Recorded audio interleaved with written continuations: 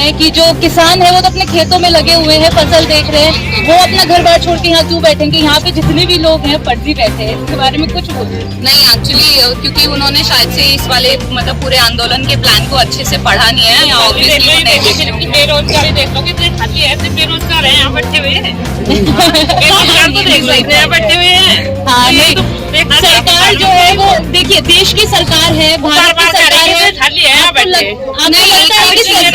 एक और चीज है, इस चीज का भी प्लान बना हुआ है कि कुछ लोग आएंगे, बाकी अपनी खेती संभालेंगे, उसके बाद वो जाएंगे, फिर दोबारा कुछ लोग आएंगे। हाँ जी, तो इस तरीके से पूरा टाइम टेबल, स्केड्यूल, चार्ट, किसान को जिसको हम अनपढ़, गंवार और ये समझते हैं, वो इतनी मतलब इतने अरेंजमेंट के साथ इस धरने को चला रहे हैं। और ये तो आप भी मतलब आप पढ़ी लिखी हैं, तो आप इतना समझते होंगे कि जब तक अहिंसा का पालन नहीं होगा, जब तक मतलब सारे रूल्स एंड रेगुलेशंस फॉलो नहीं करेंगे जो मतलब किसान समिति दी हुई है, तो इतना बड़ा आंदोलन बिना किसी वायलेंस के, बिना किसी उसके नहीं चल सकता है। नहीं तो देखिए ये सरकार है, देश की सरकार है, आपको लगता है कि सरकार अपने कानून वापस ले लेगी सिर्फ एक इस आंदोलन के लिए? हमें लगता तो नहीं है, उनपे पूरा भरोसा है कि वो नहीं लेंगे, लेकिन उसको लेने पड़ेंगे। अच्छा, एक और पॉइंट जो अभी तक मैं शायद से मतलब कहीं ऐसे पब्लिक नहीं कर पाई हूँ, जो फ्यूचर ग्रुप ऑफ कंपनीज है जिसके अंडर बिग बाजार चलता था, बहुत बड़ी चेन थी, तो वो रिसेंटली 3 महीने पहले मतलब इन कानूनों के आने से पहले मुकेश अंबानी ने खरीदी है। तो अब आप खुद सोचिए कि उसमें जो भी मोस्टली जो ब्रांड्स मिलते हैं वो सब इंटरनेशनल ब्रांड्स है ना। तो अब अगर जो उन्होंने वो वाली चीज़ खरीदी, ठीक है, अब अगर जो उनका जो प्रोड्यूस है, जो रॉ मटेरियल है, वो भी उनके हाथ में आ जाएगा, तो आप खुद लगा के देखिए कि वो किस रेट में खरीदेंगे और किस रेट में उसको बेचेंगे। तो आप लोग चाहते हैं कि जो हमारे प्रधानमंत्री वो किसानों से बैठकर बात करें? आप लोग क्या चाहते हैं, वो गाजीपुर बॉर्डर पे आके किसानों से बात करें, या देश के सामने सिर्फ एक कैमरे के सामने आके लोगों से बात करें? आप क्या? वो तो कैमरे के सामने ही करते हैं, उनके अंदर हिम्मत ही नहीं है कि वो किसानों के साथ बात करें। किसानों के साथ वार्ता करने पर ही तो उनको समझ में आएगा कि किसान चाहते क्या है। लेकिन ऐसा वो कह रहे हैं कि उन्होंने किसानों से बैठ के बातें भी की है, तो इस बारे में कोई जानकारी है आपको? किसानों से जो बातचीत की है उसमें किसान हमारा संतुष्ट है। वो प्रधानमंत्री के पद पे बैठे हुए हैं, वो अपने हिसाब से चीजें देखते हैं। देखिए जी, ना उनके घर है ना परिवार है। जो परिवार का दर्द है वो परिवार वाला समझ सकता है। किचन चलाने वाली महिला समझ सकती है कि जब से ये आए तब से महंगाई कम होने के बजाय बढ़ती चली जा रही है।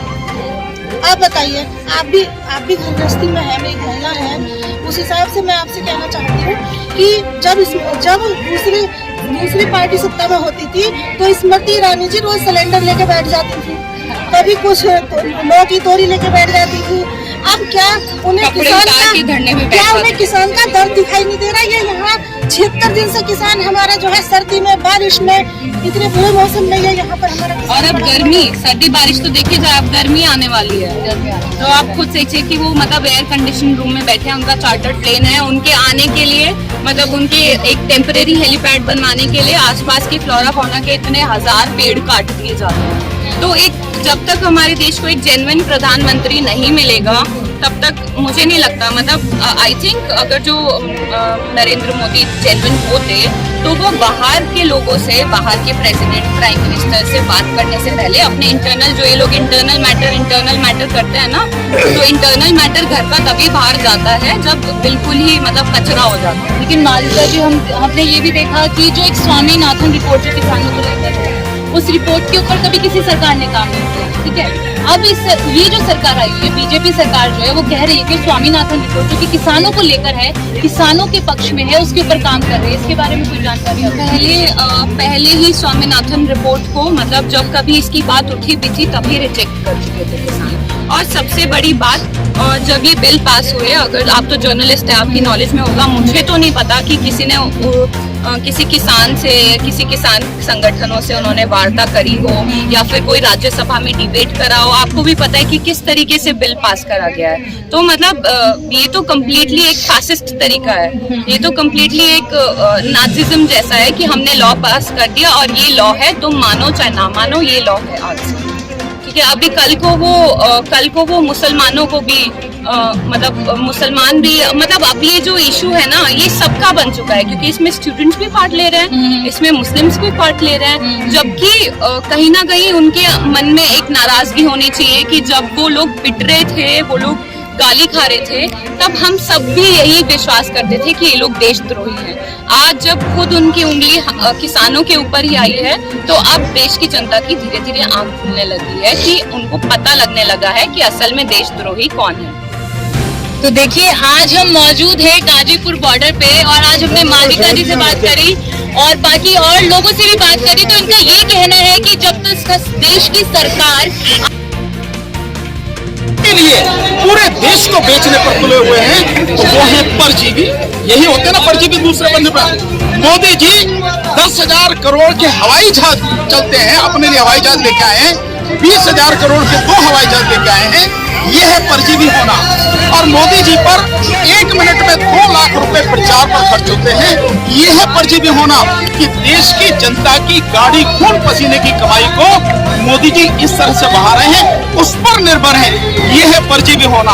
और ये है परजीवी होना कि देश की टैक्स पेयर के पैसे से 600 करोड़ रुपया मात्र मोदी जी की सुरक्षा के लिए साल भर में खर्च होता है। इसे कहते हैं परजीवी होना। तो देश पर बोझ है, पैरासाइट है मोदी जी। इसलिए दूसरा जो देश है, देश की संपत्ति को जिस तरह से वो तबाह कर रहे हैं और उस देश की संपत्ति को ही इस तरह से जो उन्होंने पीएम केयर फंड बनाया है, पीएम केयर फंड में इधर उधर से जो पैसा ले रहे हैं, चाइनीज कंपनियों से भी पैसा ले रहे हैं। वो चाइना जो हमारे घर में घुस के बैठा है, जिसने अगर अरुणाचल प्रदेश की तरफ जाओ तो 2-3 गांव भी बसा लिए हैं, उसको नहीं बोलेंगे। ये है परजीवी होना, ये है उनसे चंदा लेना, ये है परजीवी होना। तो मैं यही कह सकता हूँ कि मोदी जी को कहने से पहले सोचना चाहिए, पर वो सोचते नहीं। अभी और सोच, अभी रह गया परजीवी रह गया। एक कॉर्पोरेट जगत यानी जो उद्योगपति हैं, इनकी ड्यूटी होती है, सरकार जो इनको टैक्स माफ करती है, तो इनका एक फंड होता है CSR fund, cooperative social responsibility fund जो होता है। वो जो पैसा है पूरा उनकी कमाई का 3% होता है। वो 3% पैसा यानी CSR का जितना पैसा है, वो पैसा RSS को दिया जा रहा है। इसका मतलब RSS है परजीवी। और सब जानते हैं, नहीं जानते तो आज जान जाए, इस देश में अगर कोई भी सबसे बड़ी संस्था है जिसके लोग परजीवी हैं, पैरासाइट हैं, तो वो RSS है। क्योंकि उनका कोई धंधा नहीं है, उनकी कोई नौकरी नहीं है, वो सारे के सारे इसी परजीवीपन पर ही जो है निर्भर है। तो वो है परजीवी। फिर भी अगर मोदी जी कह रहे हैं, उनको लगता है कि भाई आंदोलनजीवी और परजीवी हैं ये लोग, तो हमें आंदोलनजीवी होने में गर्व है। हम अपने आप को बहुत धन्य समझते हैं कि इस धरती पर पैदा हुए और इस धरती पर जो लोग हैं उनकी बात उठाने के लिए, उनके दुख दर्द में शामिल होने के लिए, उनके दुख दर्द दूर हो जाए इसके लिए जो प्रयास कर सकते हैं, आंदोलन में हम शामिल हैं, तो हमें परजीवी होने पर गर्व है। हमें कोई दिक्कत नहीं। प्रधानमंत्री जी ने जिस तरह की बात की है, नहीं लग रहा है कि आंदोलन से भी दिक्कत हो रही है कि देश में आंदोलन ही ना हो? नहीं, उन्हें हर चीज से दिक्कत है, मोदी जी को हर चीज से दिक्कत है। और मैं ये मानता हूँ कि ये शब्द, ये तो मैंने आपको परिभाषा बताई, लेकिन ये परजीवी कहना, आंदोलनकारियों को परजीवी कहना, ये इस देश के तमाम लोगों के लिए बड़ी घिनौनी गाली है। हर वो व्यक्ति जो आंदोलन करता रहा है, वो चाहे गांधी हो, बाबा साहब डॉक्टर अंबेडकर हो, चाहे पटेल हो, चाहे नेहरू हो, हमारे राष्ट्रीय आंदोलन के कितने नेता हो, चाहे सुभाष चंद्र बोस जी हो, भगत सिंह जी हो, चंद्रशेखर आजाद हो, कोई भी हो, जो आंदोलन करते रहे देश की भलाई के लिए, ये आंदोलन भी, ये देश भी जो आंदोलन से ही आजाद हुआ है। आंदोलन के बिना ये आजादी संभव नहीं थी। तो आप उन सबको जो है आंदोलनकारी कह के, परजीवी कहकर उनका अपमान कर रहे हैं। तो मोदी जी, क्योंकि मैं बार बार ये कहता हूँ कि पढ़ा लिखा व्यक्ति हो तो बुद्धि का इस्तेमाल करे, अनपढ़ आदमी है जो मन में आता है बक देते हैं। तो जो वो कह रहे हैं, इस देश के तमाम लोगों को गाली दे रहे हैं। यहाँ बैठे हुए हर किसान को मोदी जी गाली दे रहे हैं। इस देश में रहने वाले हर व्यक्ति को मोदी जी गाली दे रहे हैं, आंदोलनजीवी परजीवी कह के। मैं समझता हूँ प्रधानमंत्री को इतना अपमानित शब्द इस्तेमाल नहीं करना चाहिए। और एक कहावत है कि किसी को कहने से पहले, दूसरे की तरफ उंगली उठाने से पहले देख लेना चाहिए कि उसकी 3 उंगलियां उसकी तरफ है। जैसे मैं आपको बताता हूँ, मैं अगर किसी की तरफ उंगली उठा रहा हूँ तो आप देखेंगे 3 उंगलियां मेरी तरफ है। तो मैंने आपको बताया ना कैसे उदाहरण, परजीवी खुद देश के प्रधानमंत्री हैं, और ये परजीवी ऐसे ही नहीं है जो एक कानून लेके आए, ये भी तो बाहर से लेके आए। तो परजीवी दूसरे पर निर्भर, तुम्हारा अपनी तो बुद्धि काम करती नहीं। किसान आंदोलन पे कह रहे हैं कि भारत आंदोलन महाराष्ट्र बात किसान आंदोलन पर कह रहे हैं कि आंदोलन करना चाहिए।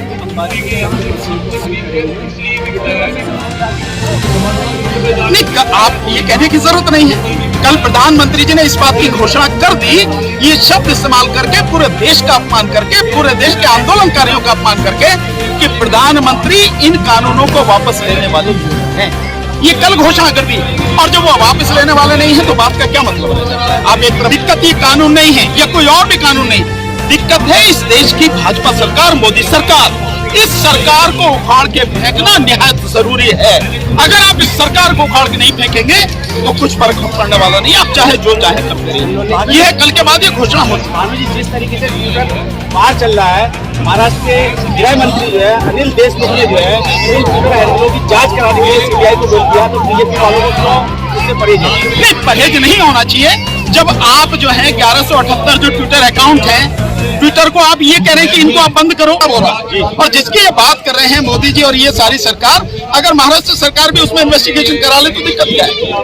एक बात और कह रहे हैं मोदी जी कि कुछ लोगों को हर चीज में आंदोलन करने की आदत सी पड़ गई है कि देश में कुछ भी हो, 3 तलाक बिल, COC हो या किसान आंदोलन, सब हर चीज में आंदोलन। नहीं, ये बात लोगों को नहीं है, ये मोदी जी को आदत पड़ गई है, भाजपा को आदत पड़ गई है कि अगर सच के पक्ष में कोई भी व्यक्ति आवाज उठाए उसको गाली दो, उसको बदनाम करो, उसके खिलाफ जो है गुंडों का इस्तेमाल करो, उसके खिलाफ FIR कराओ, उसको UAPA कानून में बंद कर दो। ये मोदी जी और